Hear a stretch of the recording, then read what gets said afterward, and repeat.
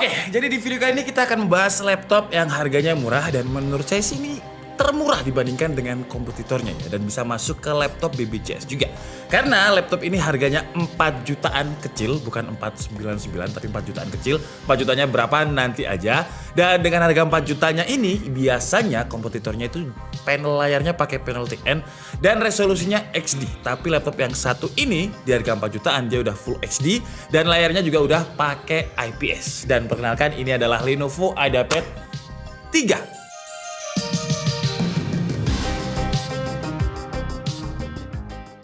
Jadi nama lengkapnya adalah Lenovo IdeaPad 3 14 IGL05. Cuman yang agak tricky ya, banyak SKU dari Lenovo IdeaPad 3 14 IGL05 ini yang panelnya itu masih XD dan ada yang masih pakai panel TN. Itu bisa kalian dapat di harga 3,9 juta. Nanti link pembeliannya akan saya taruh di kolom deskripsi. Nah, harusnya kalau misalkan kalian pengen dapat yang panel layar IPS, kalian harus memperhatikan yang namanya MTM. Ini tapi ada di boxnya, harusnya ada. Coba pinjam boxnya, Cah.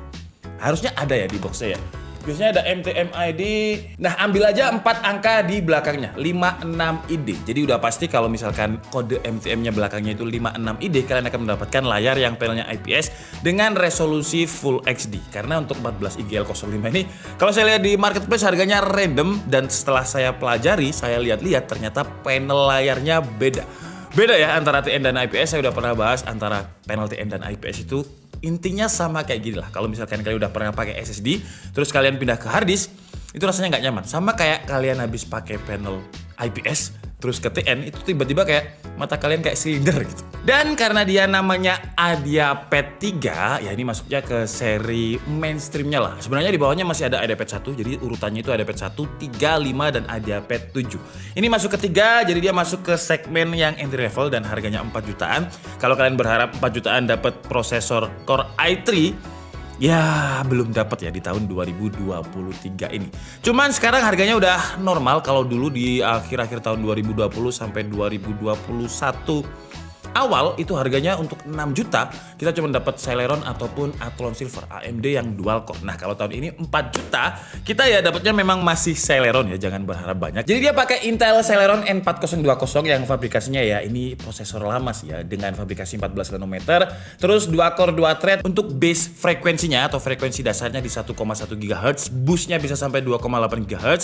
Terus untuk memori RAM-nya dia pakai DDR4 yang speednya juga bukan yang 3200 MHz tapi di 2400 MHz. Sayangnya kapasitasnya ini cuma 4 GB dan nggak bisa di-upgrade ya. Standarnya laptop 4 jutaan biasanya emang kayak gini ya konfigurasinya.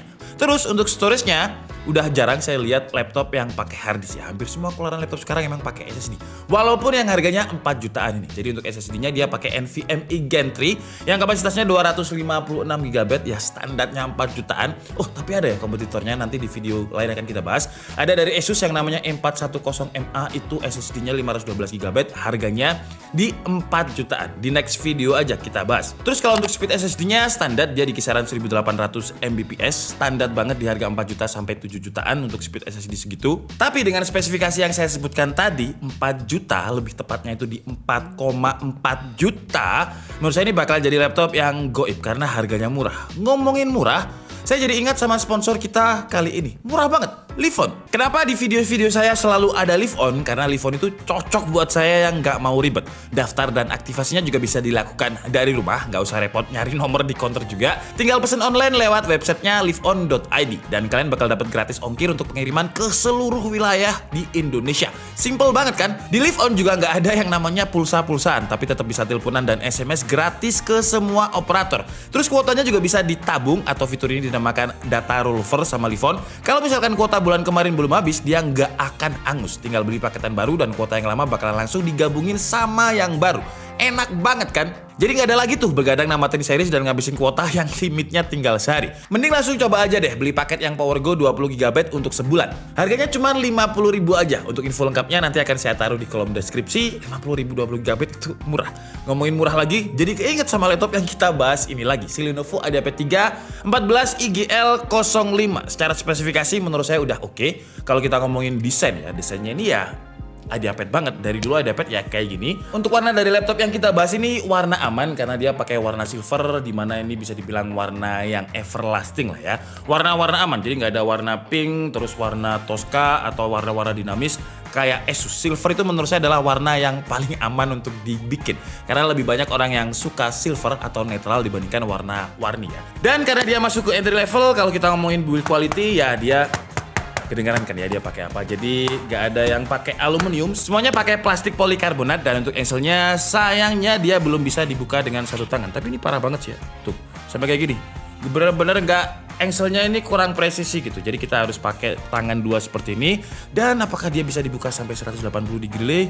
Sets, bisa ya. Untungnya bisa. Jadi kalau kita gunakan untuk fitur presentasi, di mana ada 4 orang di sini, kita tinggal buka aja. Sets, gak usah kita otak-atik seperti ini ya untuk menghadapkan layar ke lawan presentasi kita. Terus di bagian keyboardnya ini beda dengan IdeaPad 5 atau 7 ya. Ini kerasa lebih kopong dan walaupun dia kopong tapi bobotnya lumayan berat. Ada di 1,5 kg.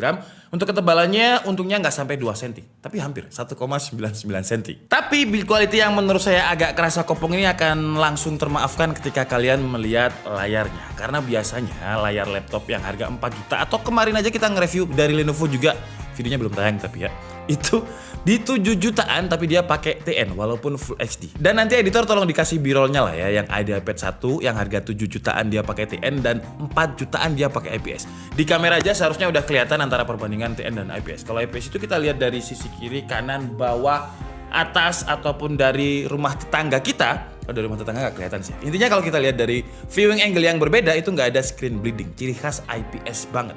Tapi kalau kita ngomongin kualitas warna ya karena harganya 4 jutaan jadi ya standar di 45% NTSC, brightness-nya juga ada di kisaran 250 nit standar.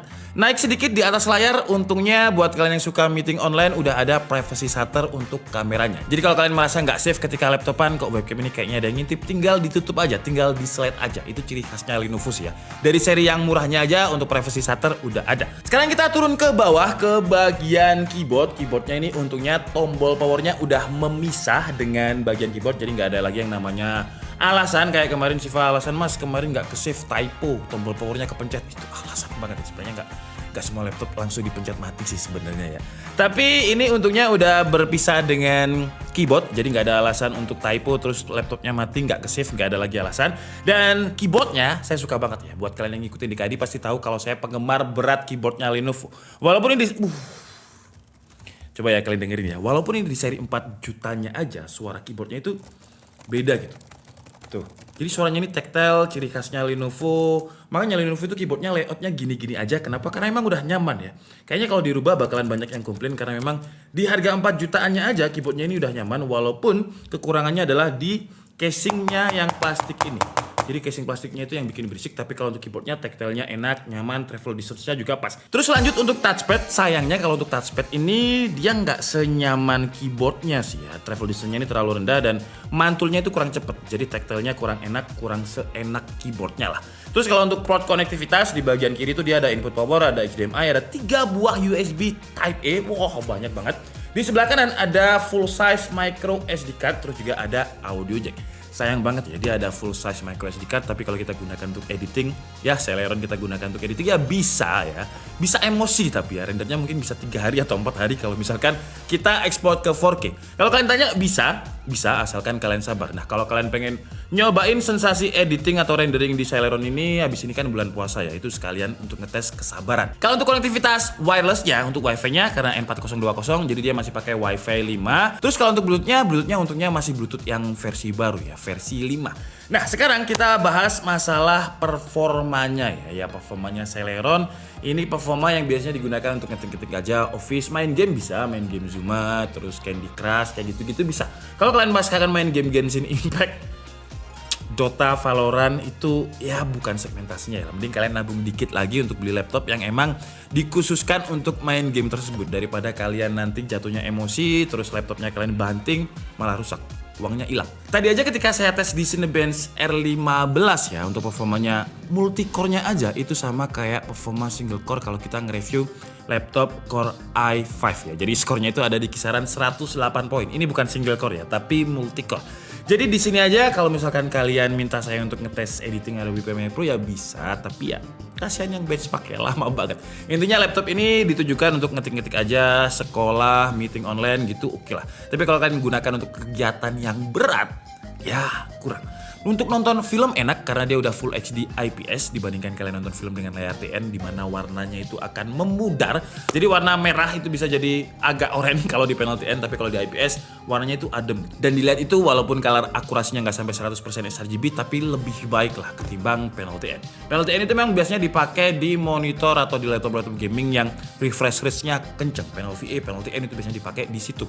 Karena untuk main game FPS atau yang butuh refresh rate kenceng itu nggak butuh kualitas warna yang gimana-gimana gitu karena bukan digunakan untuk editing, tapi butuhnya respon time biar cepet, biar responsif. Oke lah, jadi mungkin cukup segitu aja video review dari Lenovo IdeaPad 3 14 IGL5 dengan MTM ID belakangnya itu 56ID. Jadi pastikan kalau kalian beli online kodenya itu, atau kalau kalian pengen gampangnya langsung aja klik link pembelian yang ada di bawah. Dan harga itu seperti biasa karena ini barang resmi, bukan barang PI namanya ya, bukan barang distributor atau bukan barang yang gelap lah gampangnya ya. Jadi kalau barang resmi Lenovo itu pasti ada Office 2021 dan juga Windows 11. Walaupun di seri 4 jutaannya sama dengan laptop yang semuanya Lenovo yang barang resmi itu pasti ada Windows 11 dan juga Office 2021. Cuman kalau kalian ngomongin ADP atau Accidental Damage Protection, nggak ada ya. ADP itu adanya di Lenovo Yoga, ada iPad Gaming, terus di Legion itu ada. Pokoknya yang mahal-mahal itu ada.